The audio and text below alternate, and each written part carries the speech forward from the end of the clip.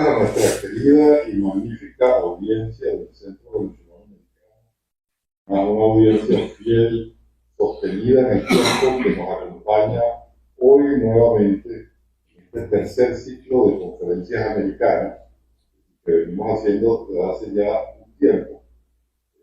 Hoy se da una magnífica coincidencia que yo he estado pensando, que creo que es la primera vez que ocurre este fenómeno, que el escritor estadounidense, que Mark Strand nació en Canadá, pero tenía obviamente la nacionalidad estadounidense, y en la conferencia de hoy es a Ricardo Ramírez Requena, pues Ricardo Ramírez Requena conoció personalmente a Mark Strand, lo que hace la conferencia pues que entre en un récord particularmente interesante. Miren, Mark Strand es del grupo de los poetas americanos, de los poetas laureados. Cuando decimos laureados, no nos referimos a una expresión sencillamente metafórica, sino que el laureado es el poeta que designa el Congreso de los Estados Unidos, conjuntamente con la Biblioteca del Congreso, un poco como la representación escritural e intelectual del país por un año. Hoy tenemos el placer y el honor de que nos acompañe nuestro amigo Ricardo Ramírez Requena, a quien tenemos invitando, por lo menos yo lo he invitado un par de veces ya en los tiempos de la UP, de la Universidad Metropolitana. Ricardo es escritor, yo lo conocí desde que era librero en el Boscón, porque ha habido un largo trato y una larga Así es. Es actualmente director de la Poeteca, y entre sus, digamos, sus metáforas obsesivas narrativas, podemos decir que toca el tema de la escritura autobiográfica. De modo que para nosotros es un inmenso placer tener hoy a Ricardo Ramírez Requena hablando del poeta laureado Mark Strand. Así que bienvenido Ricardo y bienvenido a ustedes, audiencia del Centro Venezolano. Muchas gracias, Carl. Muchas gracias al Centro Venezolano Americano por su invitación. Es un gusto de verdad estar aquí, en especial a la hora de hablar de un poeta tan relevante, tan importante como Mark Strand, ¿no? Mi conferencia se llama Mark Strand, Paisaje con neblina. La obra de Mark Strand, hace falta decirlo, es importante decirlo, es una de las más logradas en la poesía americana de los últimos 100 años.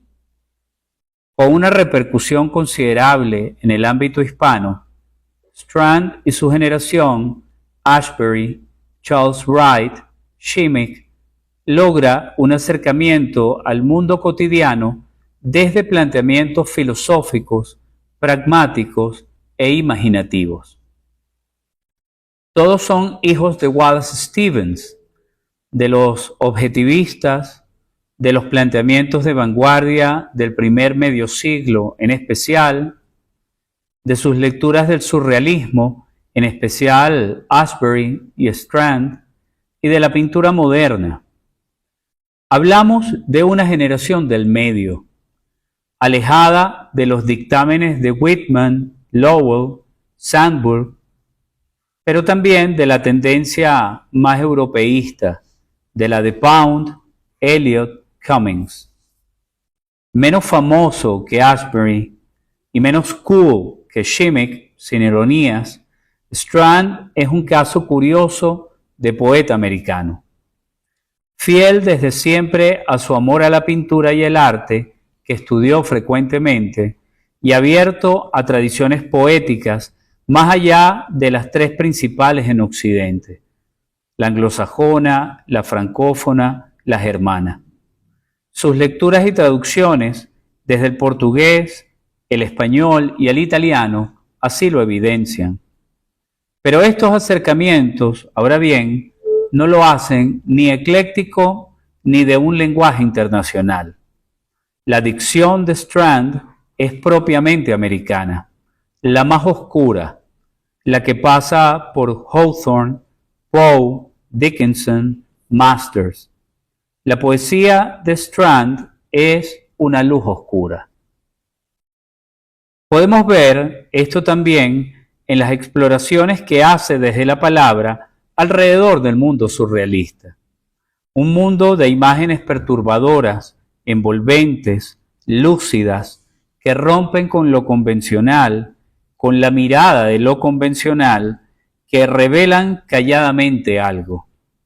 La lectura que hace Strand del magisterio de Stevens, el del imaginario como el ángel necesario, incluye los sueños, es decir, el lado B de la imaginación, el de la memoria sin ordenamientos, el del inconsciente que revela.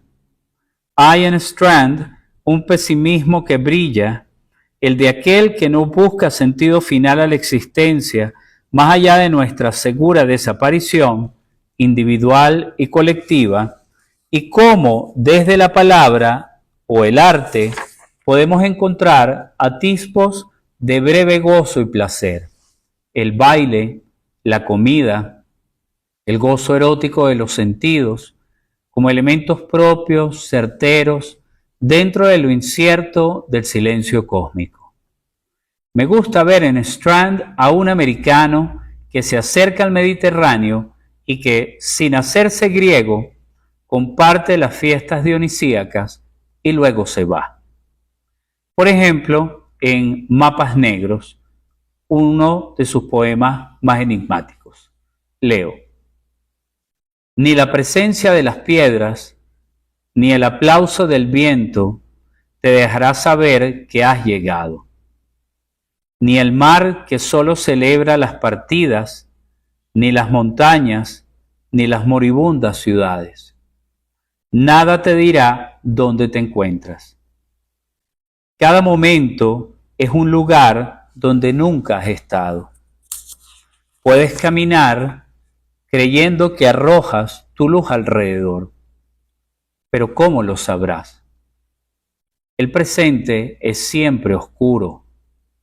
Sus mapas son negros, ascienden de la nada, describen en su lenta ascensión hacia ellos mismos sus propios viajes, su vacío, su triste y resignada necesidad de completarse.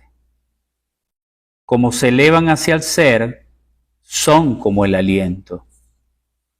Si los estudias un poco, será solo para descubrir muy tarde que todo aquello que te importaba no existe. En ninguno de ellos figura tu casa, tampoco la de tus amigos que te esperan para aparecer, ni la de tus enemigos que enumeran tus faltas. Solo tú estás allí, diciendo hola a aquello que serás. Y el pasto negro sostiene las estrellas negras. 2. La obra de Strand ha sido ampliamente traducida al español. En visor podemos mencionar la de Dámaso López, profesor de literatura inglesa en la Complutense de Madrid, y la del importante poeta mexicano Julio Trujillo, fallecido lamentablemente este año. En pretextos, destacaría sobremanera solo una canción, la selección y traducción del gran poeta peruano Eduardo Chirinos. Pero el caso de Venezuela es muy singular. Desde la traducción de Octavio Armand para Fundarte en 1978, pasando por la traducción de Juan Sánchez Peláez para Pequeña Venecia en los 90, hasta las traducciones del último cuarto de siglo de Beverly Pérez Rego para Vidancó y la última de Adalbert Salas Hernández para Kriller 71 Ediciones. Hablamos de 4 traducciones fundamentales. ¿A cuántos poetas contemporáneos hemos traducido tanto en las últimas décadas en Venezuela?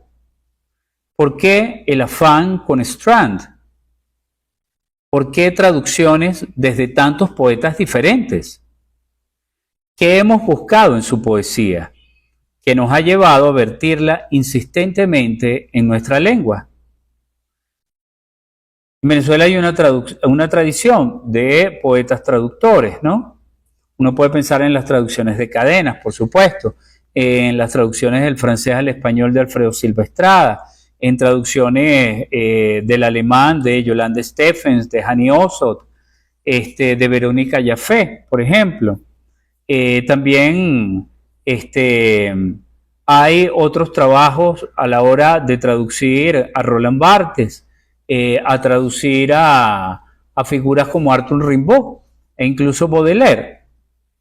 Pero de los poetas más contemporáneos, propiamente dicho, quizás junto con Szymborska o Alejandra Pizarnik, Strand es un poeta que siempre es buscado insistentemente, al punto que estas cuatro grandes figuras, ¿verdad?, de diferentes generaciones y de diferentes maneras a la hora de acercarse a la poesía, decidieron emprender la traducción de una figura como la de Strand, de un autor y de un poeta como el de Strand.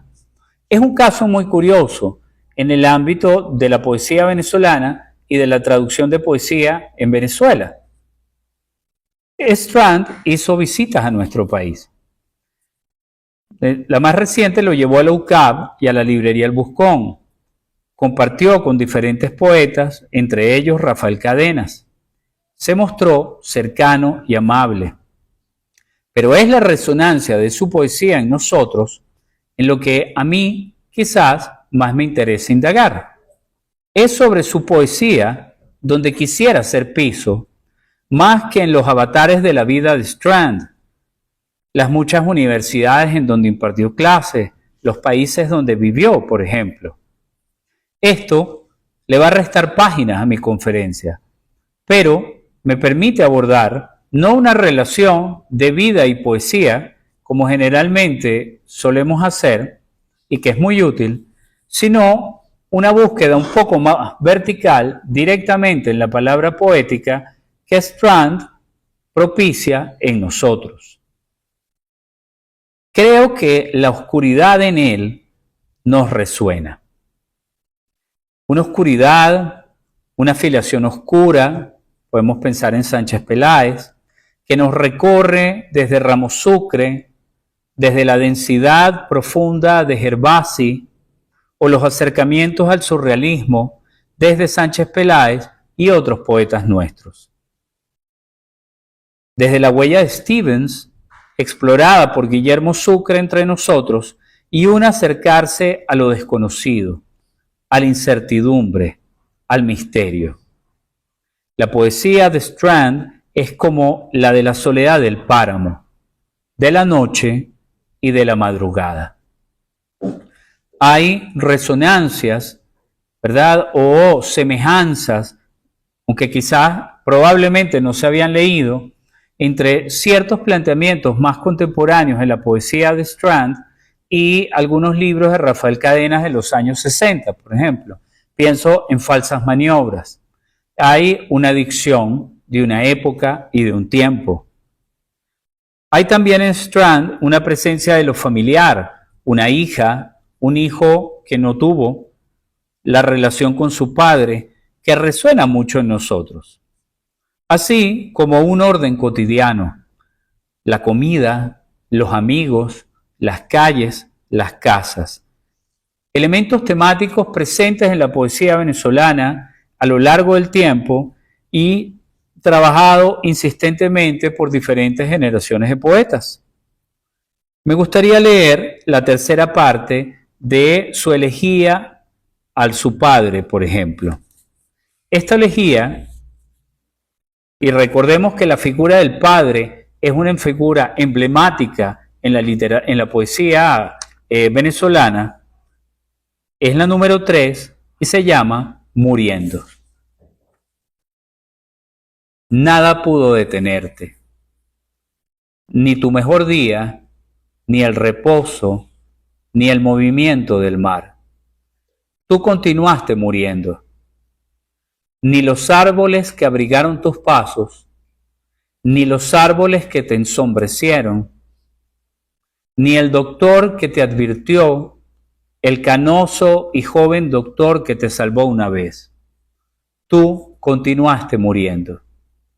Nada pudo detenerte, ni tu hijo, ni tu hija, que te alimentó y te hizo un niño nuevamente, ni tu hijo, que creyó que vivirías para siempre, ni el viento que agitó tus solapas, ni la quietud que se ofreció a tu movimiento, ni tus zapatos que se hicieron cada vez más pesados, ni tus ojos que rehusaron mirar hacia adelante.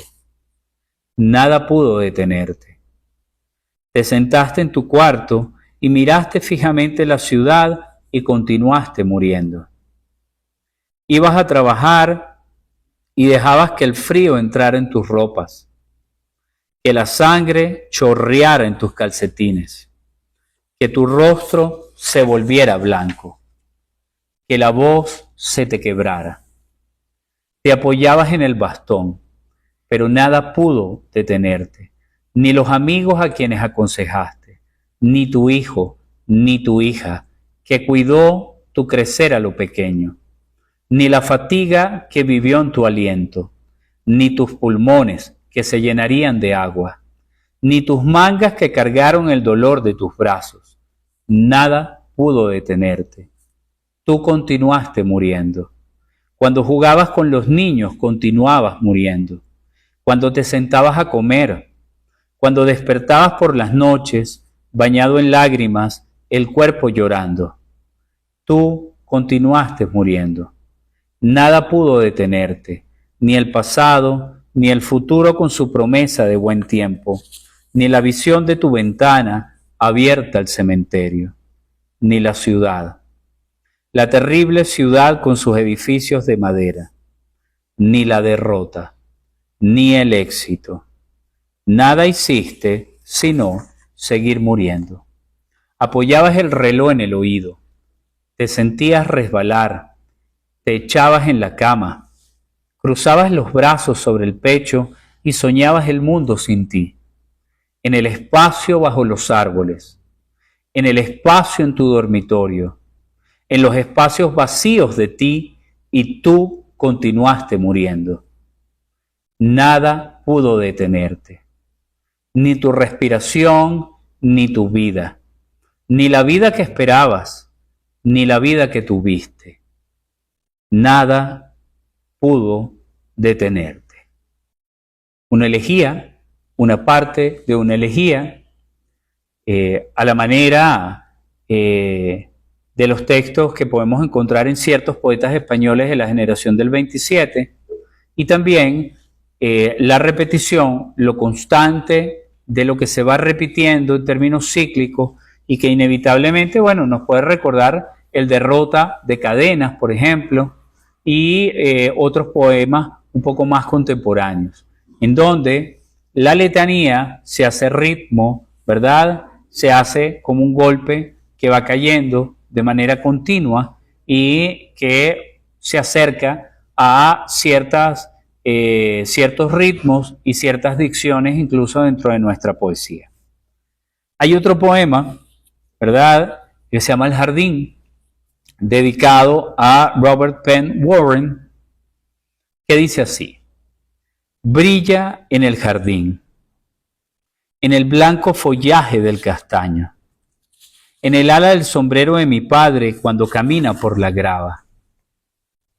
En el jardín detenido del tiempo está mi madre en su silla de madera roja. La luz colma el cielo, los pliegues de su vestido, la maraña de rosas junto a ella. Y cuando mi padre se inclina para hablarle al oído, cuando se levantan para irse y las golondrinas vuelan, y la luna y las estrellas se han marchado juntas, brilla. Incluso al apoyarte en esta página, tarde y solitario, brilla. Incluso ahora, antes de que desaparezca. Entonces, hay unas sonoridades y unos metros que desde el inglés y muy bien traducido al español hace Strand, que tiene una claridad y un ritmo, ¿verdad? Que para mí inevitablemente se remontan un poco a elementos del soneto shakespeariano y a otras dinámicas rítmicas un poco más cercanas en el tiempo. Pero está ahí, ¿no? Ese golpe que va dando. Y la luna y las estrellas se han marchado juntas, brilla. Incluso al apoyarte en esta página, tarde y solitario, brilla. Incluso ahora, antes de que desaparezca. Entonces, él está hablando de esa imagen de sus padres en un jardín, explora, ¿verdad?, lo que él señala que va brillando, pero no nos dice en ningún momento exactamente qué es eso que brilla. Queda ahí en el aire. Es un poema precioso, muy bien tocado, muy bien trabajado. Hay otras cosas en Strand que son muy interesantes y es, uno puede atestiguar una buena relación y una relación amorosa con sus padres, lo que no es usual como tema, ¿verdad?, preponderante en el discurso poético, o elementos celebratorios vinculados con su hija, vinculados con su hijo, con sus amigos. Strand está muy claro que está en un mundo desolador, pero eso no le impide disfrutar esas pocas cosas que la existencia nos brinda. Hay en Strand, desde una lectura de la tradición poética venezolana, un camino que aborda los planteamientos más surrealistas y oníricos, así como las búsquedas metafísicas y las exploraciones más comunes de la cotidianidad. Como un cuadro de Hopper, a quien le dedicó un libro completo, pero también desde los planteamientos propios de la poesía de tradición poética americana. Me gusta pensar en Strand como un gótico cotidiano, ese que busca las alturas más elevadas, pero desde una perspectiva horizontal. Sube hacia los lados, hacia un plano americano, fotográfico, donde alcanza la mirada.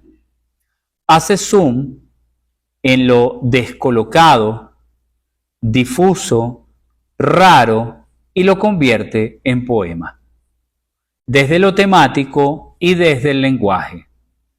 En Strand hay picos fundamentales en su exploración poética. Darker, la historia de nuestras vidas, la vida continua, Blizzard of One. Disculpen, no encuentro una traducción al español con la misma fuerza que su título en inglés, Blizzard of One. La oscuridad y lo cotidiano nos inunda, comparten espacio, se hacen uno. Siempre como un cielo nublado o un paisaje con neblina. 3.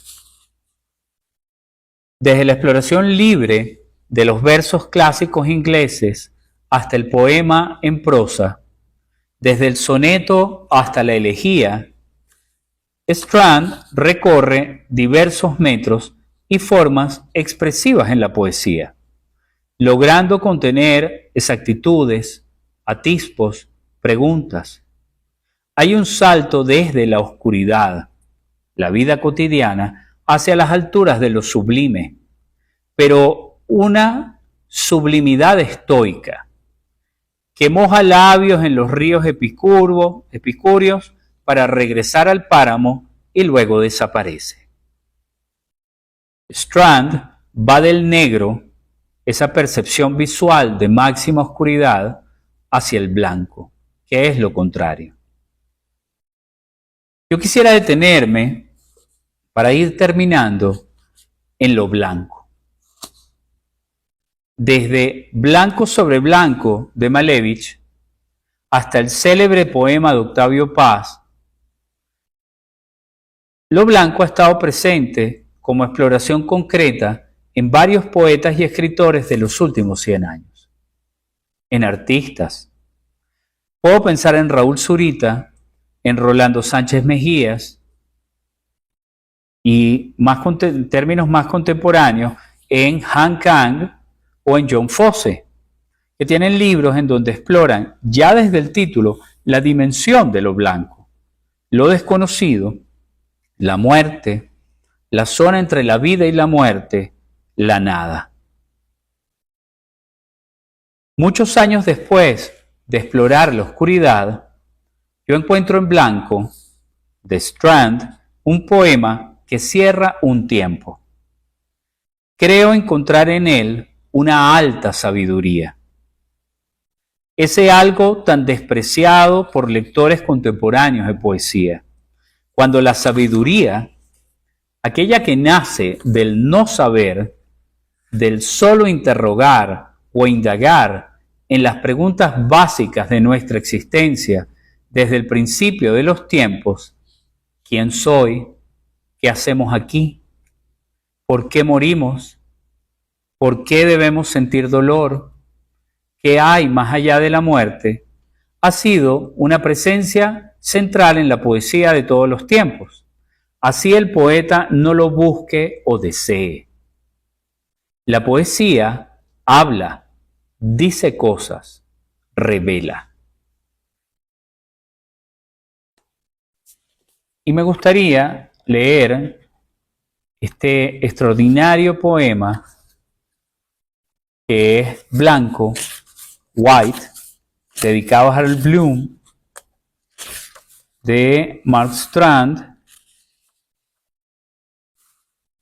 con atención por todo lo que se propone decir aquí, una manera de ir cerrando.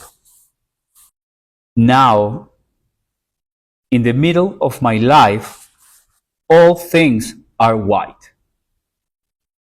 I walk under the trees, the frayed leaves, the white net of noon, and the day is white.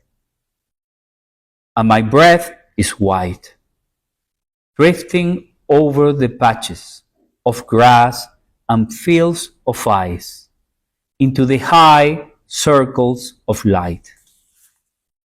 As I walk, the darkness of my steps is also white, and my shadow blazes under me.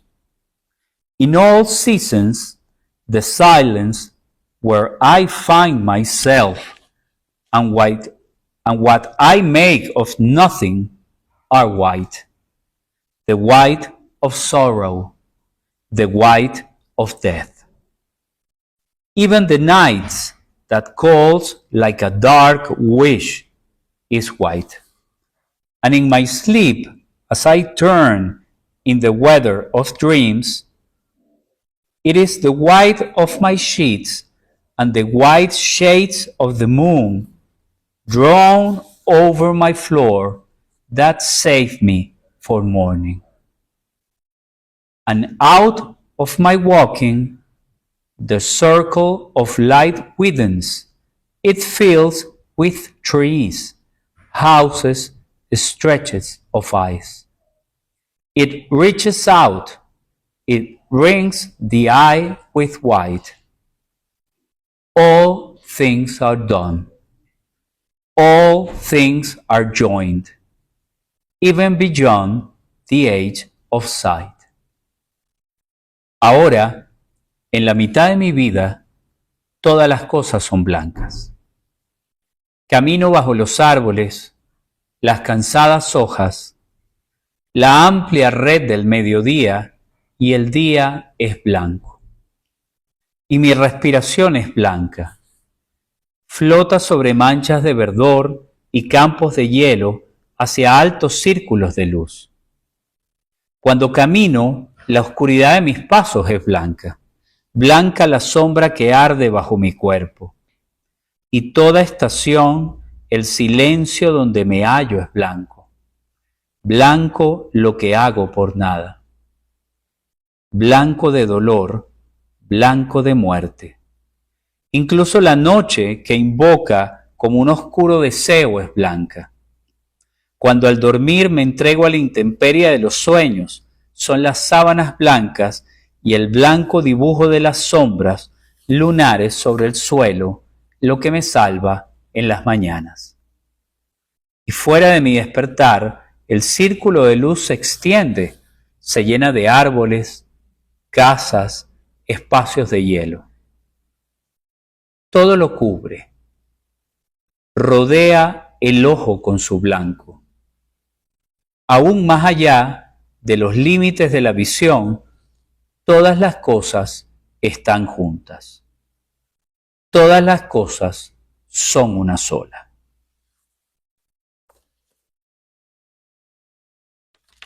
Así, quizá es lo que uno siente o lo que uno debe sentir cuando lee poesía. Cuando lee a Mark Strand, un sentido que viene desde los sueños, desde la oscuridad de nuestra psique, en el extraño orden de las cosas que vivimos sin saberlo. Una oscura claridad. Un paisaje con neblina. Muchas gracias. Bueno, Ricardo, muchas gracias por tus palabras hoy y tu conferencia. Creo que el público interesado en muchísimo interés en la participación tuya. Yo quisiera, digamos, preguntarte algunas cosas sobre la obra de Strand que me llaman mucho la atención, sobre su vida también, porque Strand también, además de poesía, escribió prosa. Exacto. Y tuvo una relación muy interesante con muchísimas universidades de los Estados Unidos. Sí. Tuvo un récord de la cantidad de universidades en las que dio clases, desde Iowa hasta Columbia. Exactamente. Que fue, digamos, el último sitio donde estuvo. Y quería preguntarte si esta multiplicidad, si quiere, de sitios donde estuvo, no revelaría una suerte de inconstancia de Strand, o es decir, un rasgo de su personalidad cambiante, o algo así, porque, pero si nosotros, por ejemplo, lo comparamos con Bloom, que tuvo 40 años en Yale, Sí. es otra cosa, ¿no? Sí. Bueno, fíjate, es común que los escritores, ¿verdad?, en los Estados Unidos, en Canadá, en el Reino Unido, hagan vida en las universidades, especialmente dictan las cátedras de literatura inglesa o los programas de escritura creativa, por ejemplo, que son muchísimos allá. En el caso de los poetas, yo siento que hay un mayor vaivén, un mayor movimiento entre las universidades, que puede tener que ver muchas veces con no querer cambiar los programas dentro de lo que quieren abordar, ¿no? No adaptarse del todo a la dinámica universitaria, pero también, en el caso de los poetas, a un talante inquieto. Yo creo que el caso de Strand es el caso como de un hombre que va, toma lo que cree que puede tomar y da lo que puede dar y de repente se marcha. Y siento que su acercamiento a la poesía no es el más abierto o el más diáfano, ¿verdad?, que uno puede encontrar. El mismo Bloom, especialmente al hablar de Asbury, por ejemplo, o de Stevens, a quien adoraba, resalta esa característica en ellos, ¿no? Al fin y al cabo, siguiendo además los parámetros de Bloom, hay en muchos acercamientos de Stevens y en varios de los que se consideran sus discípulos, un acercamiento a los planteamientos gnósticos, ¿no?, que eran tan interesantes para Bloom. Y que es ese vínculo o ese acercamiento con lo heterodoxo, con lo hermético y con la oscuridad. Entonces, no es el poeta whitmaniano, no es Sandburg, ni es el poeta más entroncado dentro de lo clásico como Eliot, pero tampoco, a pesar de que Strand trabaja tanto la cotidianidad, su acercamiento e incluso la cotidianidad como gozo, ¿no? Y como celebración, ese acercamiento de él, esa cotidianidad, no es lo luminoso que podemos encontrar en William Carlos Williams o lo vivaz que uno puede encontrar en un poeta como Lowell en cualquiera de sus épocas, ¿no? Entonces, yo siento, esto es solo una percepción, una intuición, que quizás en Strand hubo un encontrarse con ciertos límites, ¿no? Cierto no tener una respuesta por parte de un discipulado. También se llega a dar el caso muchas veces de la experiencia docente como una experiencia nómada. Yo siempre lo siento a él, ¿verdad? Como un hombre que no termina, como dirían en Estados Unidos, no termina de comprarse una casa, ¿no?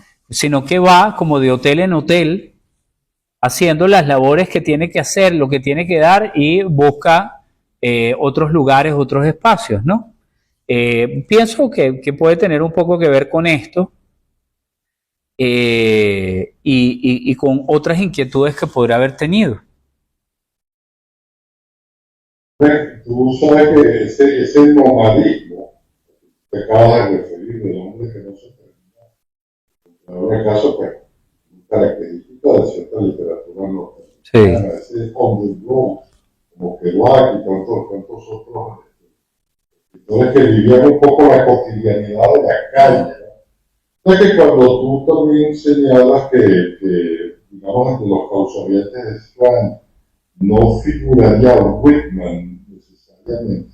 Pero yo creo que también la poesía que parte del yo es necesariamente whitmaniana, si se quiere. No sé si quieras decir algo sobre eso en particular. Bueno, yo veo más en Strand, antes que Whitman, también hay un yo desde los románticos. ¿Okay? Entonces, y yo creo que es inevitable ir hasta Wordsworth, por ejemplo, para encontrar ese gran yo romántico que además tuvo una importante influencia en los trascendentalistas americanos, ¿no? En Emerson, en Whitman y en Thoreau, ¿no?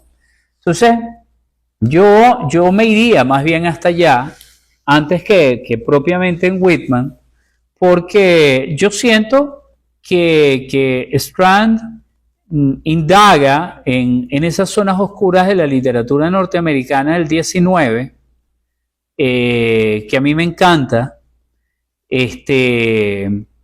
porque trabaja mucho con las luces otoñales, que es como la luz de Strand siempre, ¿no? ¿Sabes? Hay una cosa dorada, pero también hay una pátina de oscuridad siempre constante y siempre presente. Y el resplandor es en todo caso el resplandor del sol sobre esas hojas, ¿verdad? De lo otoñal. Y eso uno lo encuentra mucho, por supuesto, en Hawthorne, en Poe, en Emily Dickinson. Incluso hay mucho de esa cosa oscura en un tipo como Mark Twain, ¿no? Y inevitablemente en un tipo como Melville, ¿no? Lo que yo distanciaría con Melville es que en Strand nunca hay una voz bíblica. Y eso sí genera una disonancia dentro de cierta tradición en la poesía norteamericana, ¿no? En donde lo bíblico no es propiamente lo evangélico, sino una dicción, ¿no? De cómo se dicen los salmos, de cómo leo el evangelio, de cómo leo el Génesis, etc. Esa dicción, que es whitmaniana, yo no la encuentro propiamente en Strand. Hay que también decir en el canon occidental de Harold Bloom, o sea, está incluido Max Strand, Obviamente, ese es el index personal de Harold Bloom. Sí. Pero una cosa curiosa que señalaba Bloom para la literatura en general, que las grandes obras tenían que, digamos, cumplir con varias características, que era una capacidad, una fuerza metafórica, un poder cognitivo y una exuberancia en la visión. Es decir, si nosotros traspasamos esos conceptos, digamos, en la novela o en la literatura a la que fundamentalmente se refiere a Harold Bloom, ¿cómo verías tú eso, la existencia de esos elementos de Bloom en la poesía de Max Strand? Bueno, yo sí veo en especial el de la exuberancia en Strand es una exuberancia que no se conflictúa con lo lacónico que a veces uno puede encontrar en él. Y creo que es importante diferenciar lo exuberante anglosajón, especialmente lo estadounidense, de lo exuberante, ¿sabes?, italiano, griego, español, o caribeño. Son dimensiones de lo exuberante, creo que distintas, diferentes.